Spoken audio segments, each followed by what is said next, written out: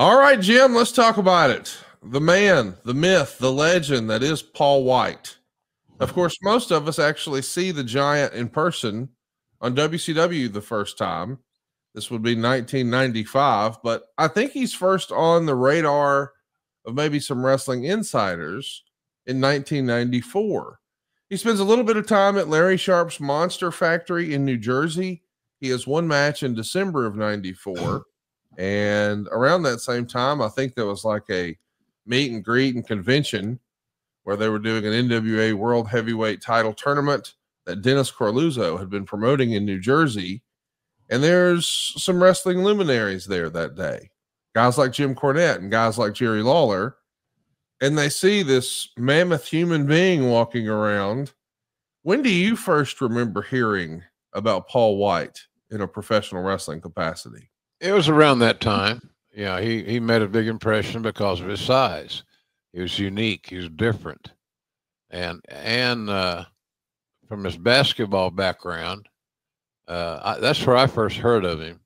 Was playing basketball for Northern Oklahoma Junior College in Tonkawa, Oklahoma. But he was recruited by Wichita State, and which is a good basketball school, by the way. And he was good. He was a good basketball player. So that told me that he had decent feet. Sound like Foster Brooks here. It sounded like he had good feet. He went from Wichita State to Northern Oklahoma Junior College to improve his skill set. And so that's when I first heard about him being a outstanding basketball player in his day.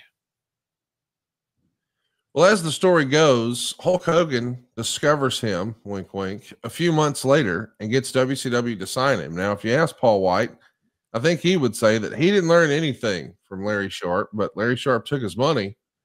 But he does wind up getting signed by WCW, spend some time at the power plant.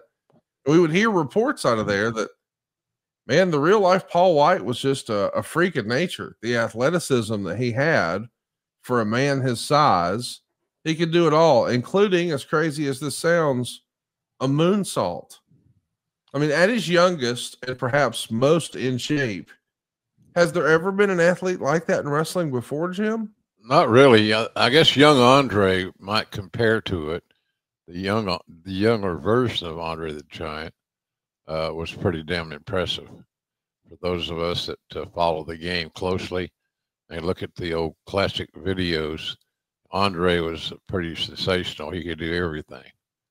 And of course, as things would go in pro wrestling, Andre doing everything meant that he changed his style. It was just unique as hell. So, but Paul was really athletic. That's the thing he had going for him. His enemy was his weight. So, I think that, in my opinion, he was overexposed in the beginning. I said that many times. He's an attraction guy. He's the one that you want to see less, because at that point, if that happened, he would mean more. And I think that he was like a new toy, a big toy, but a new toy in the business, and he was overexposed, in my opinion.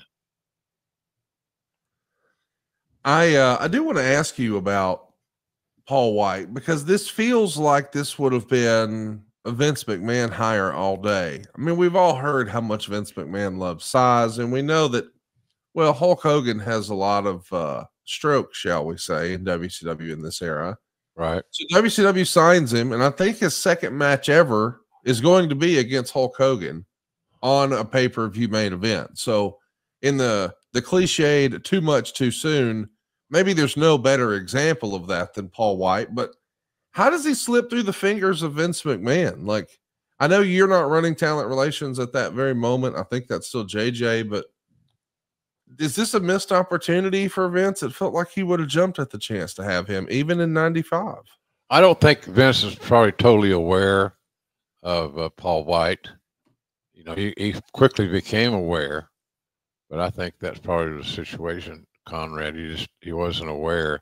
You know, when you're running the ship like Vince did, and you're micromanaging every aspect of your company, sometimes things do slip through the cracks. But if I had been in that role, I'm sure I would have brought it to Vince's attention very quickly, and we'd have seen where it went. But he was a no-brainer to be hired by WWE. Jerry Briscoe and I did a lot of recruiting with him. He lived in Florida, so Jerry and I would visit him at his home, and it worked out. At the end of the day, it worked out fine.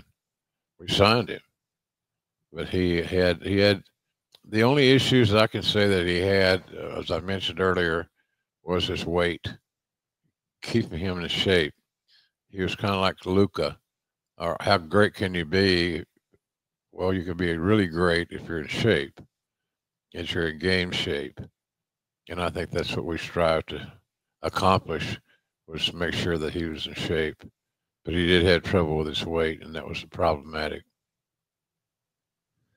I do want to talk to you about a report that, I mean, if you were reading the Observer back then, you certainly got the idea that Dave Meltzer was in some sort of regular communication with Vince, because it felt like Dave was basically sharing that Vince was unhappy with the way WCW was presenting the Giant. Maybe he was thinking that they were squandering the opportunity with the Giant and he needed to be booked more like a special attraction, maybe more like Andre was. Bingo. Do you remember Vince ever wanting a WCW signing as much as he wanted Big Show? Because I know there's a lot of talent who come over, but it feels like the Big Show, that's going to be sort of the apple of Vince's eye when it comes to the WCW side of things. Well, Vince saw him as the next Andre the Giant. Simple as that. And so that worked out. How it worked out was how it worked out. You know, it's Big Show came in. He was in pretty decent shape. His weight was under control, and he was quite the specimen. But his basketball playing ability helped him with his feet, his balance, his foot speed, things of that nature. So, but Vince envisioned Paul White as the next Andre the Giant. But unfortunately, Big Show was not booked like Andre the Giant. He was booked like another wrestler, just a big guy. And you're right, Vince loved the size. He loved guys that would turn heads in airports, that type of thing. But Big Show was impressive. He made a great first impression without a doubt.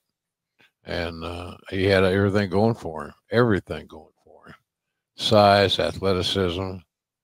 You know, he looked like a giant. He performed like a giant.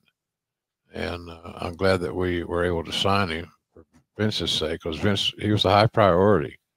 That's why Briscoe and I were on his ass early on about, you know, going to his home, watching him eat, all the stuff that you do as a recruiter. We did with Paul White, and got to know him. You know, he was an engaging guy, good personality, and an engaging dude. And I thought he was a can't miss guy, quite frankly.